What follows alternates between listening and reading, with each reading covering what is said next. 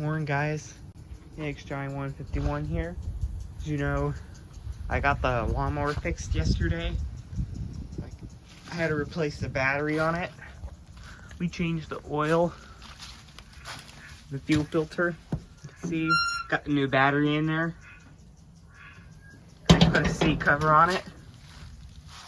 And had to adjust my seat. Then I replaced that headlight because the other one went out.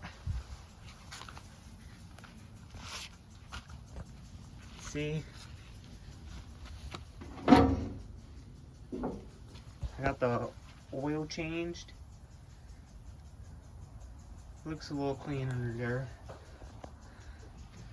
Factory made a little mess. We were trying to change it. And me and my dad had to clean it, huh? We changed the air filter and the fuel filter right there. So, without further ado, let's go ahead and start it up.